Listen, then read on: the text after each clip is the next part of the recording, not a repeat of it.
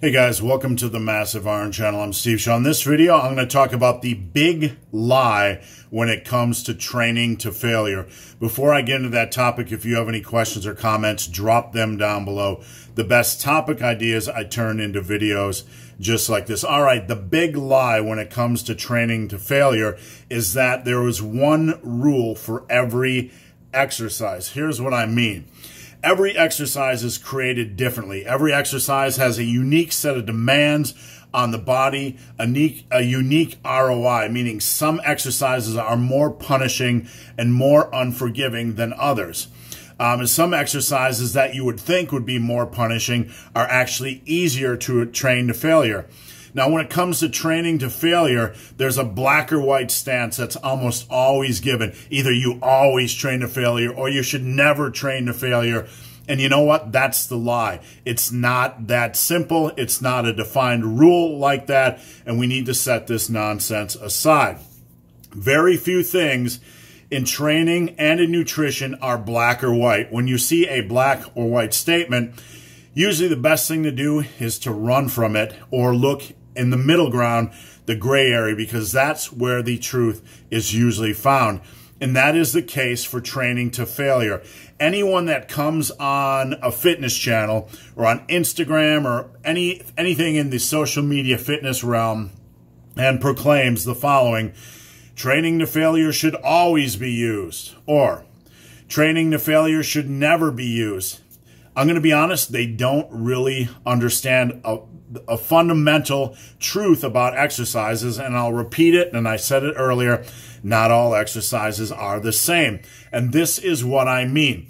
If you try to train deadlifts to failure, there is a serious risk to reward issue. You don't need to do it. You're going to increase the likelihood of jacking up your back, your spine, whatever. It's not worth it. It's not worth. You might be able to do it for one workout, obviously, but if you do it every single workout, it's really a bad idea. The same thing for squats. When you start to push squats or deadlifts to the point where your form is breaking down, and that usually is what is happening on that last rep, you're really increasing the likelihood of injury, especially if you do it every single time. Plus, it's just damn impossible.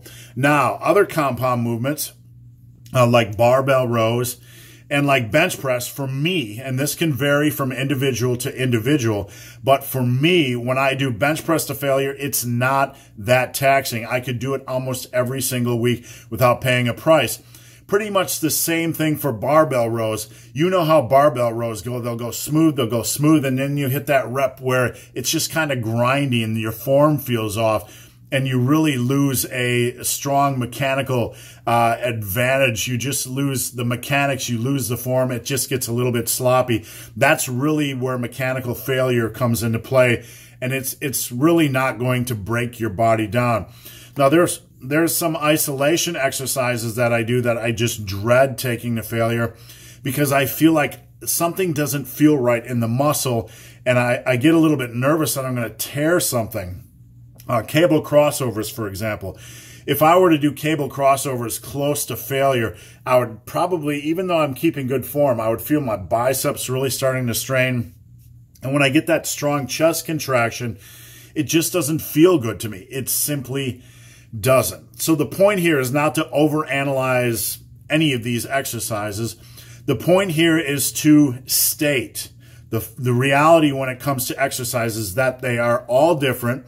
For each of us, some exercises are going to feel better, some exercises are going to feel worse. We cannot make blanket statements whether you should or shouldn't train all exercises to failure. It's a nonsense question. It's a non-question, and it's a question that when somebody presents a black and white answer, they do not really understand the nature of exercises, that being they are all different. Now, you're probably saying right now, should I train to failure? On some exercises, is it worth it? This is the advice I give to lifters, and this is why, and I'm going to explain why I give it to beginning lifters most of all.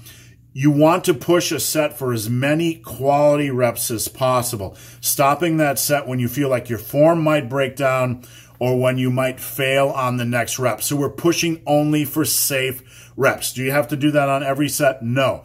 But you need some form of that in your workout at some period of time.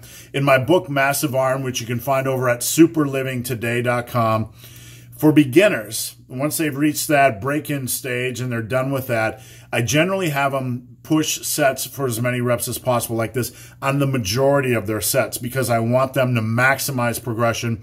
This is kind of called auto-regulated progression. Once they reach that late beginner, early intermediate stage, I generally only have them push that last set for as many reps as possible. I'm not doing this just to pull some magic trick out of my ass.